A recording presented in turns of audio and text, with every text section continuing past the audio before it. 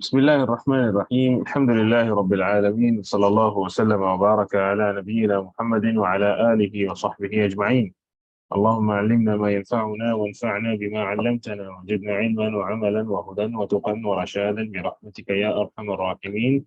اللهم فقهنا في الدين وعلمنا التأويل. اللهم إنا نعوذ بك من علم لا ينفع ومن قلب لا يخشع ومن نفس لا تشبع ومن دعوة لا تسمع نعوذ بك اللهم من هؤلاء الأربع. أما بعد، فيقول المصنف رحمه الله أو فحياكم الله جميعا في الدرس 27 في شرح منهج السالكين وتوضيح الفقه في الدين، المؤلف للشيخ عبد الرحمن بن ناصر السعدي، المتوفى سنة 76 و300 وألف للهجرة، رحمه الله رحمة واسعة وأسكنه فسيح جناته. ثم أما بعد، فقد قال المصنف رحمه الله: وأما عروض التجارة وهو كل ما أعد للبيع والشراء لأجل الربح. This يعني ضابط that he is mentioning is extremely important. He says عروض التجارة. First of all, what are عروض التجارة? عروض التجارة refers to those goods and that merchandise that is يعني prepared to be sold in order to earn profit.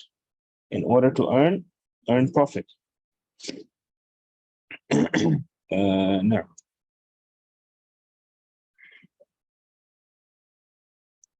And they are called عروض التجارة. Why are they called عرض? Why do you think they are called عرض? What is something that is عارض?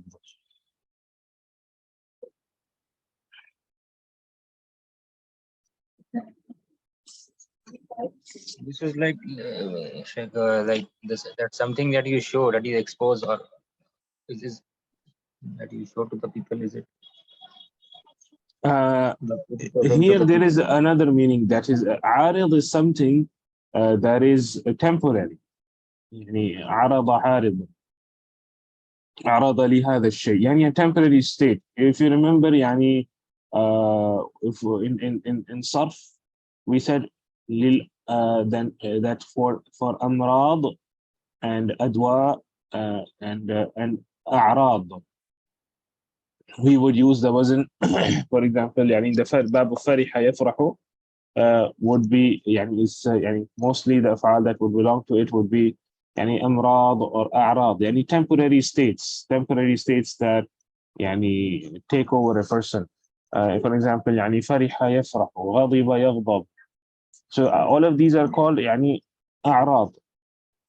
So يعني عروض التجارة are called عروض التجارة because they are not يعني possessed for permanent usage or to benefit from permanently. Rather, they are temporarily possessed, and the main objective behind their possession is to sell them off in order to earn profit from it.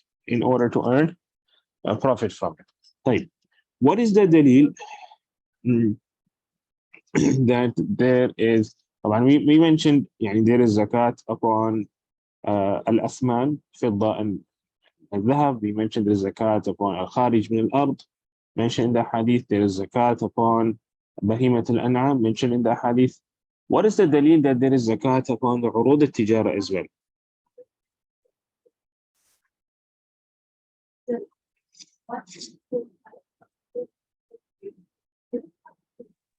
Is it like on the basis of the qiyas, that's like the value of gold, silver, or the animals, or like this? The value it increases, like it has a value attached, and this value increases or decreases. Like okay, يعني قياس على يعني generally because it is considered from أموال يعني مال نامي. You were saying what you're referring to is مال نامي. نامي يعني means something that increases in its value. So usually they looked at the amwal upon which zakat is wajib, and they said, okay, yani that is wajib usually on amwal that are namiyah, that are namiyah or qabilatun lin-nama'i. نامية أو قابلة للنماء. يعني مال النامي مثلا نما ينمو means to increase, to increase. So for example, cattle, they increase in number because and each year, for example, the cattle gives birth to more and they reproduce and they increase in number. Likewise, for example, kharij min al-ard, and it's of course malun nami, it increases. And they say, for example, for as for cash, al-athman, yani even though it doesn't increase by itself, but it is qabilatun lin-nama. So they say, yani this is the common trait amongst all of the amwal zakawiyya, all of the amwal zakawiyya. So brother always is saying that this yani there is a qiyas being applied here on the rest of the amwal because the urud al-tijara are also yani amwalun namiyah. They are also kind of mal that increases. Also the fact that it is considered mal, and Allah subhanahu wa ta'ala says خذ من أموالهم صدقة تطهرهم وتزكيهم بها, which is referring to the sadaqah of zakat, and خذ من أموالهم. So this is Ibn Abdul Barr, for example, he mentioned that because there is no dalil of in order to exclude one kind of a mal from the rest, we have to have a dalil. And for urud al-tijara, the inclusivity or the generality of the ayah, the umum of the ayah remains, and there is no dalil to exclude urud al-tijara from it. Like on the other hand, for example, we have ijma' on the fact that the amwal that are there for qunya. Qunya means for possession, for your own usage. And for example, the phone that you have or the car that you have, this is for your own usage. So these amwal, there is no zakat on it. That is ijma. So bil ijma, we excluded it from the amwal mentioned in the ayah. But here, urud al-tijara, what is the dalil that we have? We don't have anything. Number one. Number two, urud al-tijara, we have the dalil from the amal of the Sahaba, in which there is a hadith of Samurah ibn Jundub أنه قال أما بعد فإن رسول الله صلى الله عليه وسلم كان يأمرنا أن نخرج الصدقة من الذي نعد للبيع, that we should take out sadaqah from with that which we prepare for selling. But the issue is that this riwayah is narrated by Al-Hasan Al-Basri from Samurah ibn Jundub. And Al-Hasan Al-Basri and Samurah ibn Jundub, this is a very famous isnad amongst Ahl al-Hadith, which is known for its ba'th. And either some of them, they say Al-Hasan from Samurah, all the ahadith are correct. Some say Al-Hasan from Samurah, all the ahadith are da'if. And some say that Al-Hasan from Samurah, all the ahadith are da'if except the hadith of Aqiqah. So that is why a lot of the scholars, because it's not the hadith of Aqiqah as being narrated by Al-Hasan Al-Basri from Samurah bin Jundub, so they say that this is da'if. Lakin the Ahlul Ilm, they act upon this hadith, and then there is ijma' of the Ahlul Ilm that urud al-tijara, there is zakat in it. And this ijma' has been mentioned by ابن المنذر. قال أجمع أهل العلم على أن في العروض التي يراد بها التجارة الزكاة إذا حال عليها الحول, that there is zakat in عروض التجارة. طيب, now so as far as the as far as establishing the wujub of zakat in عروض التجارة is concerned, there is ijma' in this mas'ala. طيب. Now, what is عروض التجارة? عروض التجارة, it refers to those goods, that merchandise that is put for sale in order to attain and gain profit from it, in order to gain profit from it. And just before that, I also wanted to say that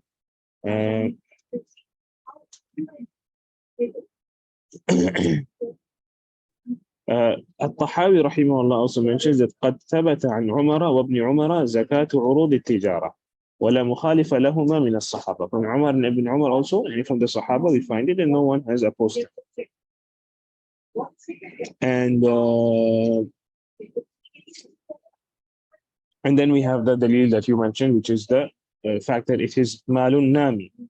Malun nami. طيب. Now, الآن, so we come back to the ta'rif. He says ما أعد للبيع والشراء لأجل الربح. And لأجل الربح, this qaid is important in order to exclude that which is put for sale only to get rid of it. Or for example, يعني, it wasn't put for sale to, for example, to earn profit, rather to just get the money from it.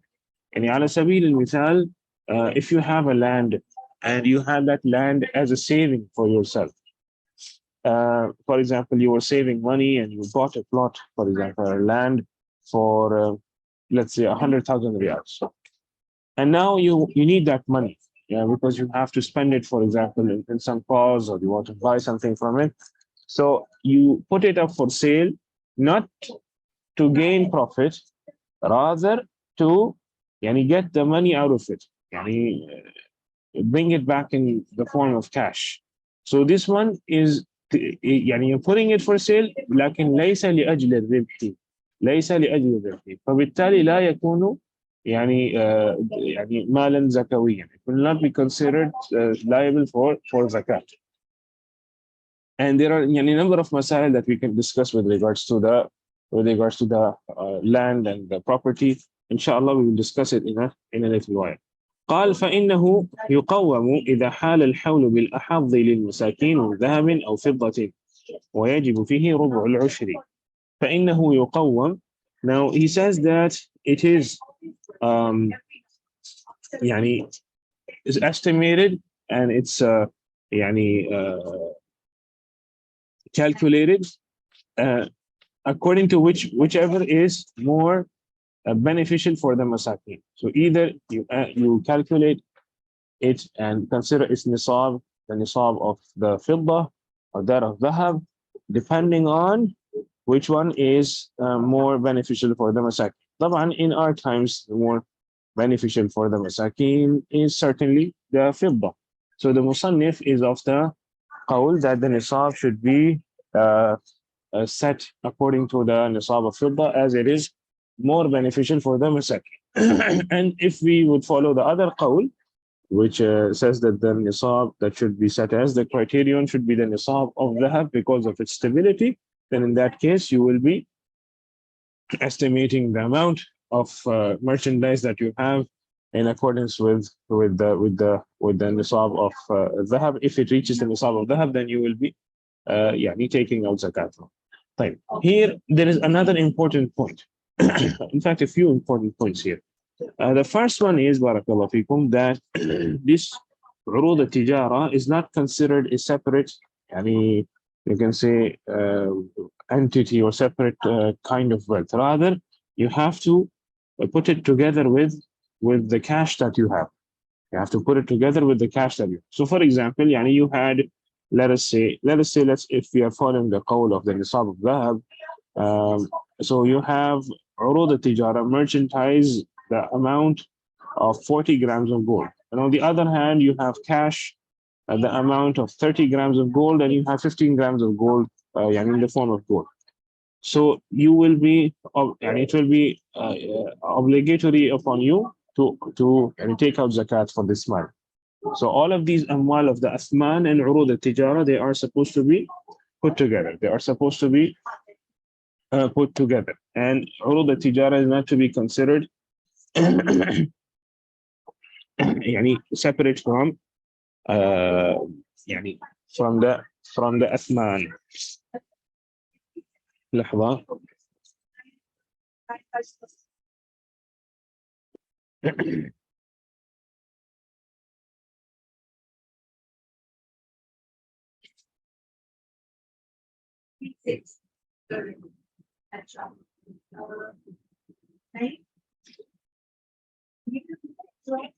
طيب هنا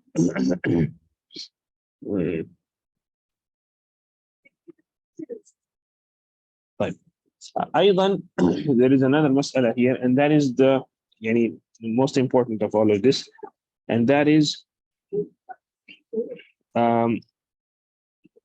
when يعني does the time for عروض التجارة, the timer for the nisab or the timer for the hawl, when does it start? So let me give you an example. يعني if you have been gifted 100,000 riyals in Muharram by someone, and then in Rabi'ul al-Awwal you buy a large shop with it, and you spend 50,000 riyals in buying the shop, and 50,000 riyals you buy the merchandise that you want to sell in it. For example, you want to sell, let's say, books in it or iPhones. So you buy iPhones worth 50,000 riyals, and 50,000 riyal you buy the shop for. Okay? This is in Rabi'un al-Awwal. By Ramadan, let us say, you sell off all of the iPhones that you had bought in Rabi'un al-Awwal, and you buy the new stock for another 50,000 riyals, and you had a profit of 10,000 riyals as well. Just for example. Now, the question is, first of all, on which amount will you be paying zakat? Will you be paying zakat on the value of the shop plus the value of the iPhones plus the profit that you gained? Or will you be paying zakat only on the value of the iPhones that you have right now in your in your shop and the profit that you gained? Or will you be only paying zakat on only the iPhones, not the profit? So which one will you be paying zakat on? Or would you not be paying any zakat at all because this is a new stock?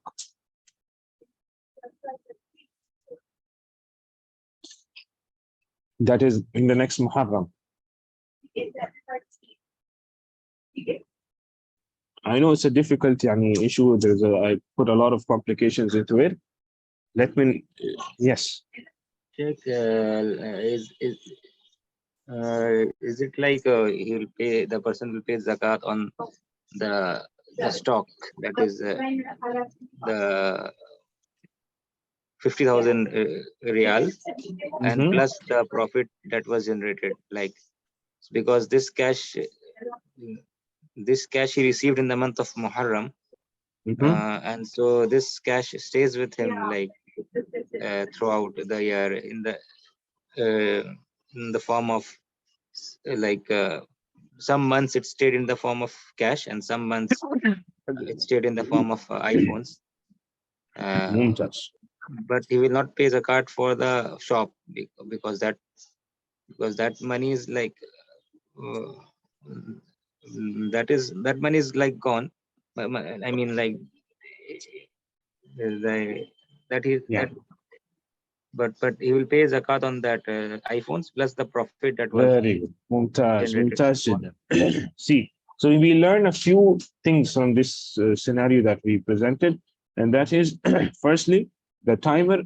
When did it start? It started from the very day you had the cash. So there isn't any new timer for urud al-tijara.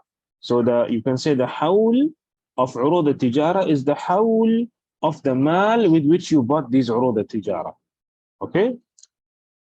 So you bought these urud al-tijara with a certain mal, for example, or you manufactured it, for example. You manufactured these urud al-tijara with a certain amwal. So the hawl of the mal of the cash that you had will be the hawl of this urud al-tijara. It will continue. That's number one. Number two is that the shop that you bought for 50,000 riyals, there is no zakat on it. Why? Because this is not part of the merchandise. You're not selling the shop for rent, right? You are using the shop. So this will be considered as punya, those things that you possess, that you take into possession for your usage to benefit from, and just like your car, your phone, the books that you use, etc. All of these amwal, there is no zakat on it. Okay. Now, on the other hand, we said there will be zakat on the stock that you have currently plus the profit. When it comes to the stock that you have currently, now remember it was a new stock. So, yeah, because we had sold off all of the iPhones in Ramadan after we had bought them in Rabi and Awwal, but the remember the howl will continue. So when you sold off all of those iPhones, whatever cash you got in your hand, then there isn't any new timer that starts. It's the same time, it's the same howl that had started in Muharram. When you had the capital initially with which you bought all of these phones, uh, that is the that is when the howl had started, and it continues. So it's continuing, and even when you get the cash back after having sold off all of the merchandise, and then when you buy the merchandise once again, the same howl that started from Muharram will continue. So even if you have a new stock for iPhones, the howl has started in Muharram, because the howl of the urud al-tijara is the howl of the capital with which you have bought it. Okay. We also mentioned the fact that um, the last mas'ala which we mentioned was the profit. Why is there why is there zakat on the profit that you gain from selling of these urud al-tijara? Because isn't this money new? And this is recently generated? No, we have mentioned this, that النماء النصابي, يعني it is considered حول نماء النصابي حول النصاب. So anything that is yielded by the nisab, any increase that is brought in by the nisab itself, yani by the amal zakawi, the amal zakawiya, if they increase in number or in amount, whatever that increase is, the howl of that increase will be the same howl as that of the asl.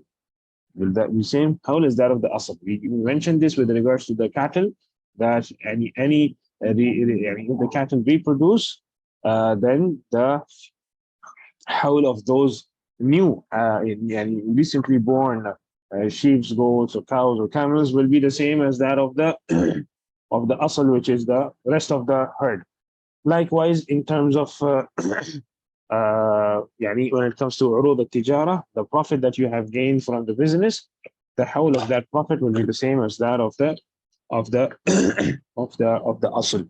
That is the main capital or the main merchandise that you have. Okay.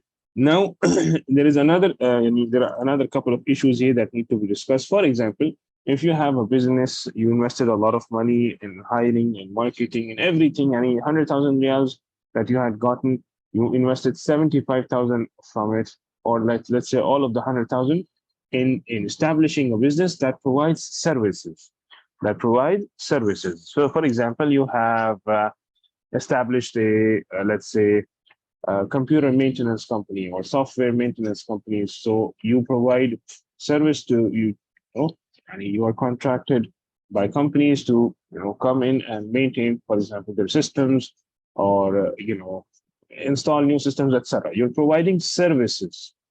So will there be any kind of zakat on the, for example, let's say the value of this business, which is, for example, you established this company, you had invested 100,000 riyals, you hired a lot of people, and now after setting up this business, your business is valued at 400,000 riyals.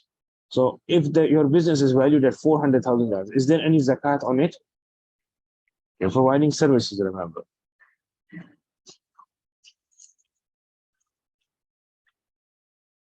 Sheikh, will there be zakat on the profits generated if it reaches the nisab?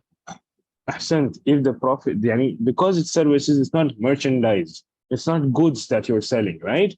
It's services. So as long as it is not goods, there wouldn't be any zakat on the business, right? As we said, just like there is no zakat on the shop, there is no zakat on the rest of the things that are there in the business, except for the merchandise itself. Okay, there will be zakat on the profit, you said. Okay, what will be the zakat when will the time for the hawl or the hawl of the Prophet start?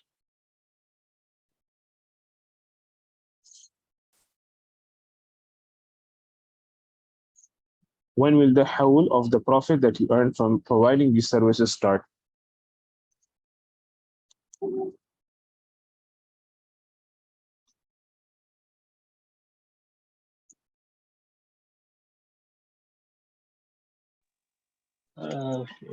Sheikh, will this be like calculated uh, like one year, the first day uh, you like received a profit, the first month you received a profit.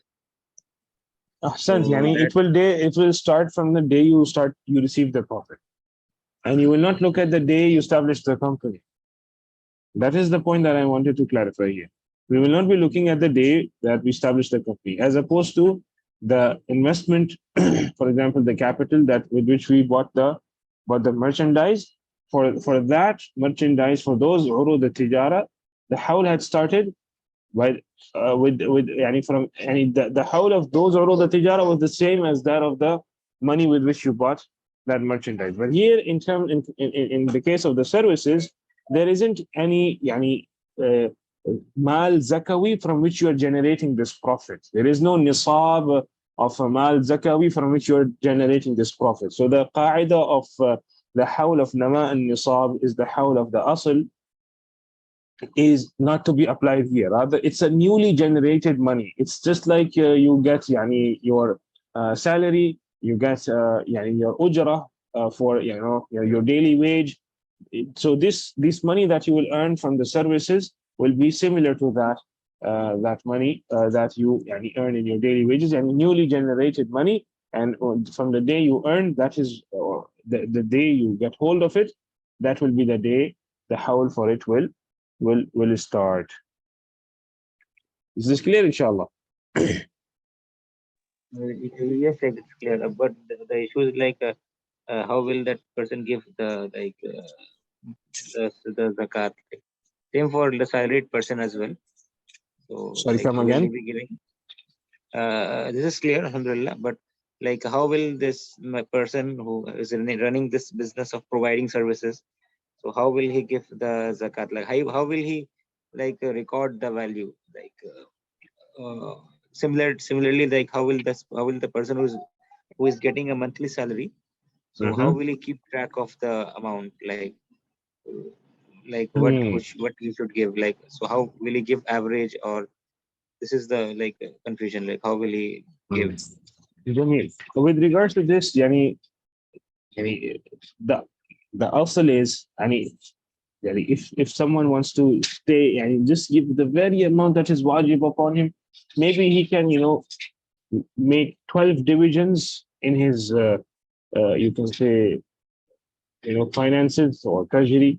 He can make 12 divisions, one for each month, and then he keeps uh, you know uh, he keeps the account of each month, how much did I spend from that month, and then how much is left, and then I have to pay zakat for this one because the whole of the month, this month's salary starts from this time, and the whole of the next month's salary starts in for example, Safar, and the whole of the third month's salary starts in Rabi' al-Awwal, and then the savings that I have, their whole has started at another particular time, etc. The saving that he had previously. So all of this will be extremely difficult to keep a record of. So that is why the ulama, they mention an easy solution. They said that okay, in this solution you will end up giving out some extra amount, but that is fine. They say this will only be an extra reward for you. So they say the easy solution to this is like, for example, mark for yourself during the year a time when you will be giving out zakat. And and at that time, whatever savings that you have, you calculate the 2.5% of it and you give it out. Now, it's very much possible that the savings that you had, they fluctuated throughout the year.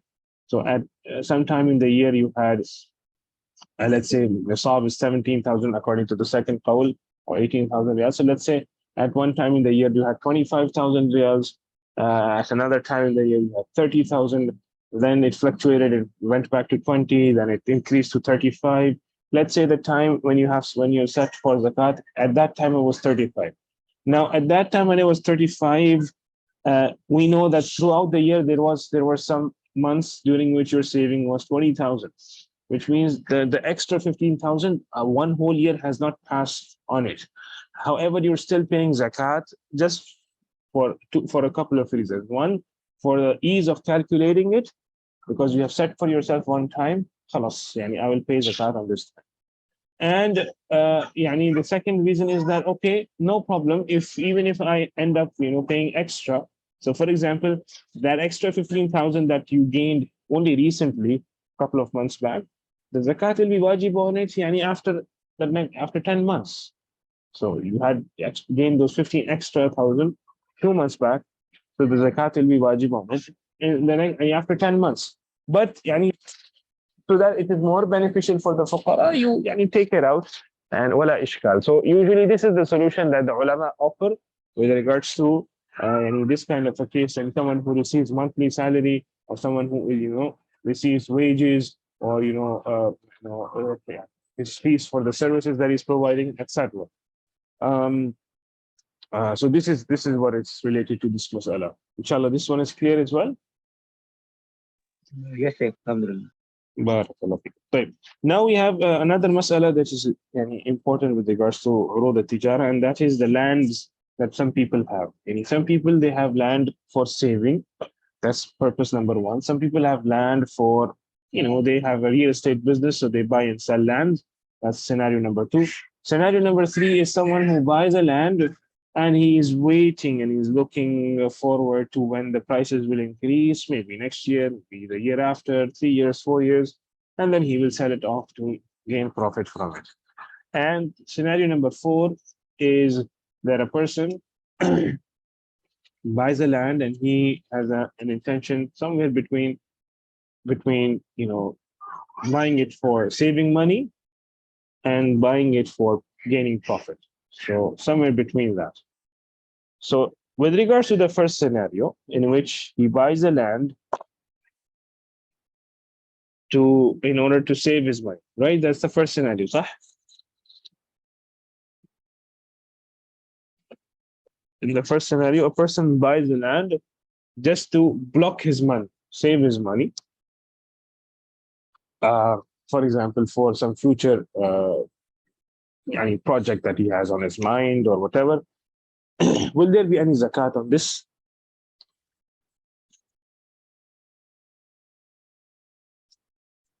No, because there is no profit. There is no hope for increase, or there is. It's not like selling it. Yeah, we wouldn't say there is no hope for increase. Maybe the prices will increase, but he has not prepared this. This is not mal mu'addun lit-tijara. It's not for the sake of earning profit. This mal has been bought for the sake of anything else in the world. Whatever other niyyah you have, other than earning profit from it, this wouldn't be liable for zakat. So this wouldn't be a zakatable property, as long as it is not for earning profit from it. واضح?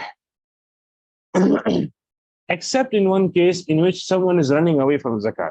So for example, when the time for zakat is approaching, he will say, let me buy some land with the money that I have. And then he buys that land in order to run away from paying zakat. Then in this case, يُعَامَلْ بِنَقِيضِ قَصْدِهِ. يُعَامَلُ بِنَقِيضِ قَصْدِهِ. He will be treated with the opposite of what he had intended.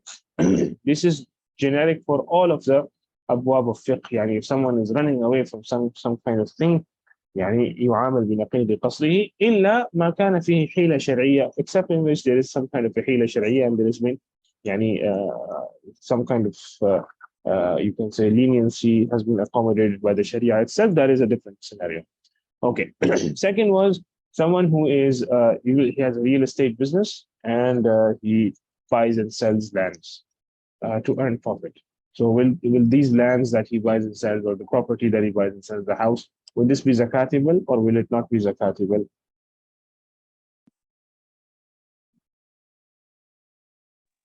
Yes, this zakat should be paid on it because this is like the commodity, like the stuff he's selling. Mumtaz. It's commodity. It's something that he is selling in order to earn profit from it. Okay. Number three was someone who is not planning to sell right away. He's waiting until the prices increase after 3 years, 4 years. Let's see. I mean, I'm not in a rush to gain profit from this property. So what about this person? Will this land or property that he has bought for this purpose, that when the prices increase, I will sell? Will this be zakatable or will it not be zakatable?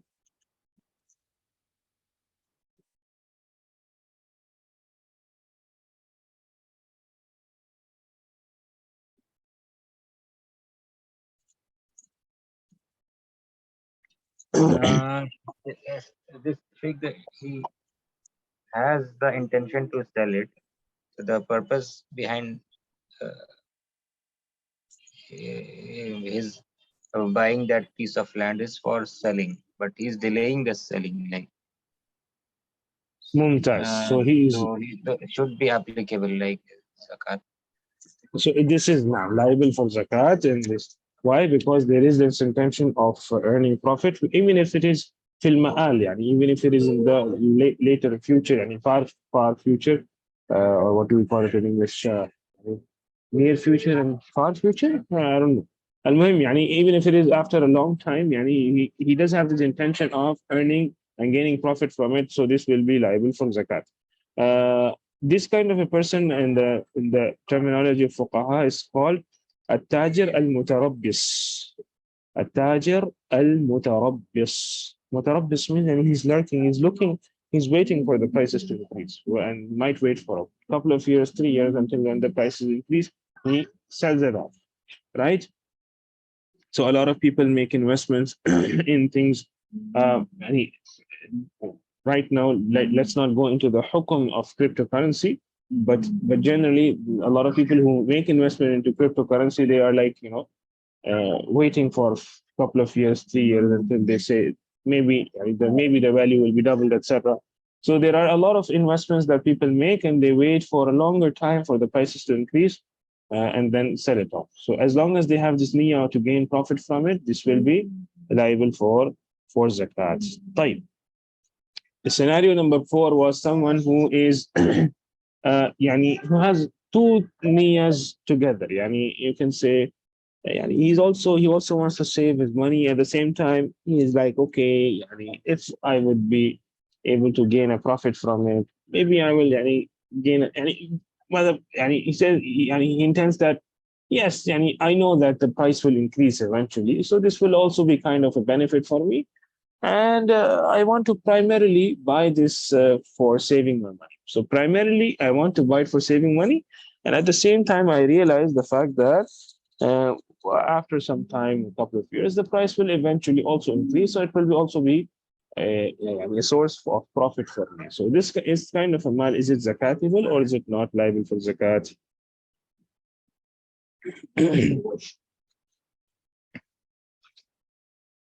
Uh, this the primary intention of that person is like not to earn profit. So and the zakat should not be like calculated.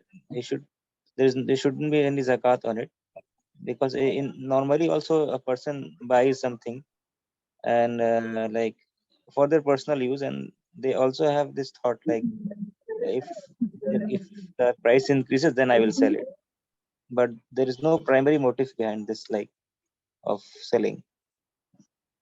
So here we will take into consideration the primary niyyah. We will take into consideration the primary niyyah. Ahsan. Barakallah fiqh. So these are some of the masail or the main masail related to ownership of property. Okay, I have another masala. For example, you buy a property, you buy a house in order to earn from renting it out. In order to earn from renting it out. So here, so this property you're using to earn profit, right? That is by renting it out or earn some money from it. So will this property be zakatable, or will only the rent be zakatable?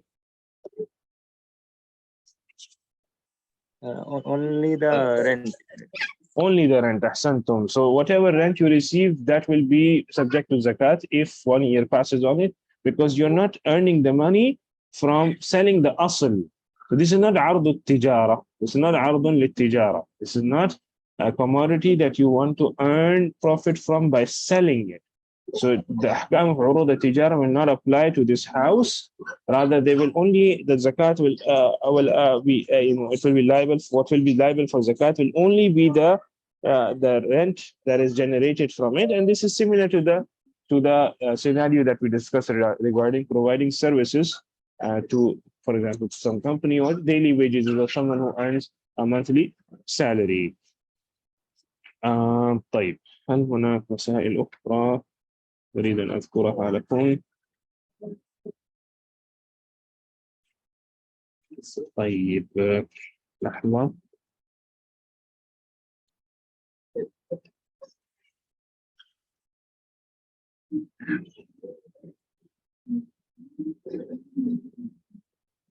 نعم.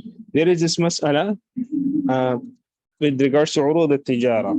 So you buy these lands, you have a real estate business, you buy lands for 50,000 riyals, and next year the value of these lands is now 70,000 riyals. So what will you be paying zakat according to? According to the value you bought it for, or the value it has today?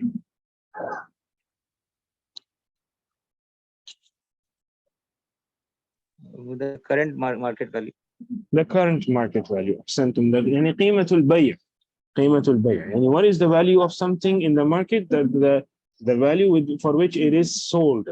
So that is because عروض التجارة is like is another form of cash. And you sell it and you get cash. So whatever amount you will get from selling it is the amount that you will be paying zakat on. So as having merchandise, the value of 70,000 riyals is the same as having 70,000 riyals in cash in your hand. Not the same in terms of course, the usage, but what I'm saying is like in terms of the hukum shari, it's the same as having 70,000. So even if you bought this merchandise for 50, and if its value is now today 70, you will be paying zakat according to 70, because when you sell it off, you will get 70. Right.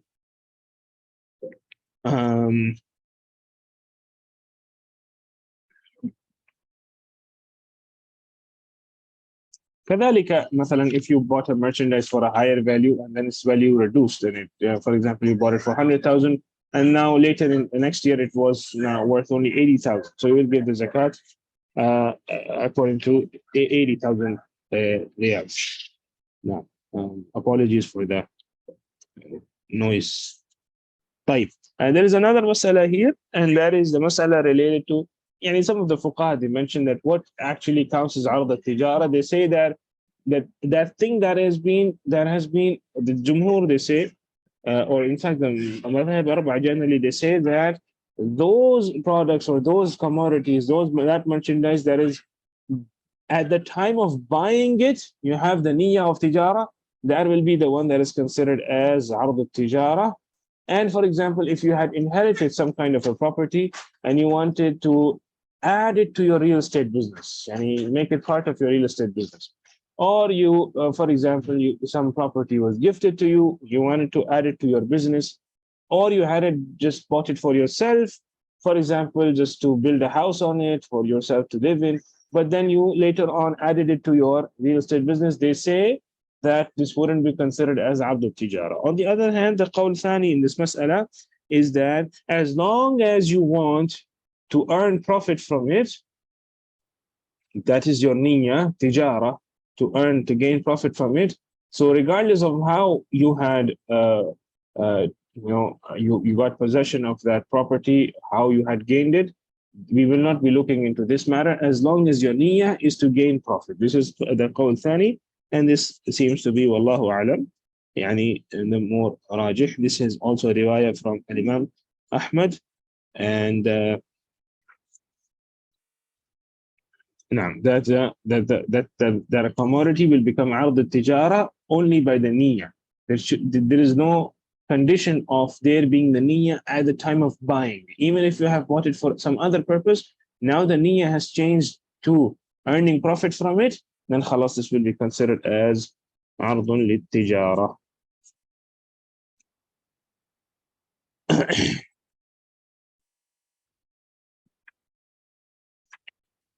طيب, هذا ما يتعلق ببعض مسائل عروض التجارة. طيب, نأتي الآن إلى المسألة التالية. قال ويجب فيه ربع العشر. And we mentioned this before that يعني the عروض التجارة, they are treated the same way as the أثمان. They are treated the same way as the أثمان, like ذهب الفضة. And even they are يعني put together in order to يعني calculate the zakat.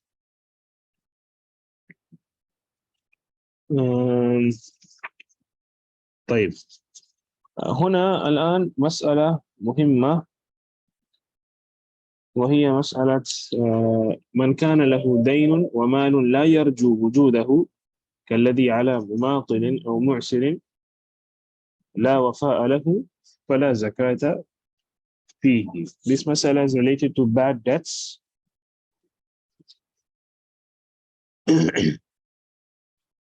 Okay.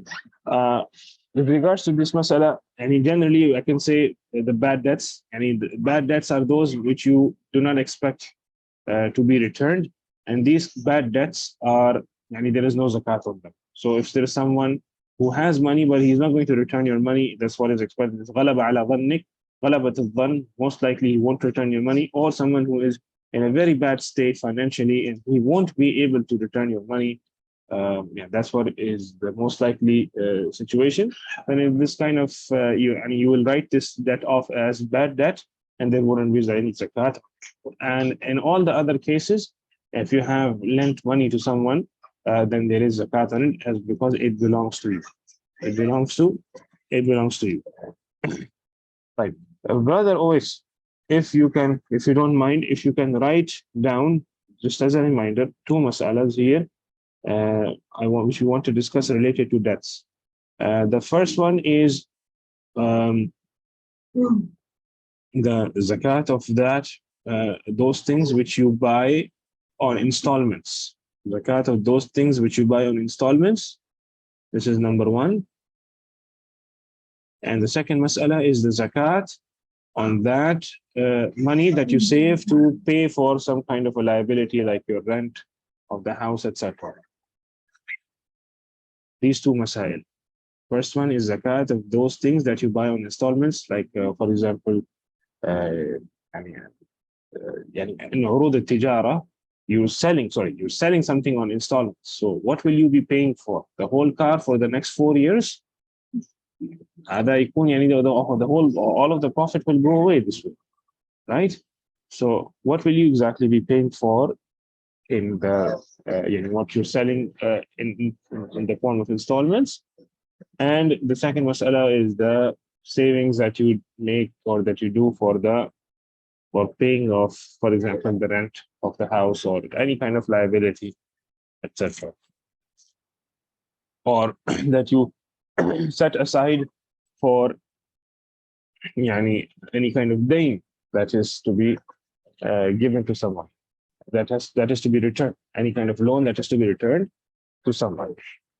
These two masail, inshallah, we'll discuss them in the next dars بإذن الله تعالى. نقف هنا ونكتفي بهذا القدر, وصلى الله وسلم وبارك على نبينا محمد وعلى آله وصحبه أجمعين. سبحانك اللهم وبحمدك نشهد أن لا إله إلا أنت نستغفرك ونتوب إليك. والسلام عليكم ورحمة الله وبركاته.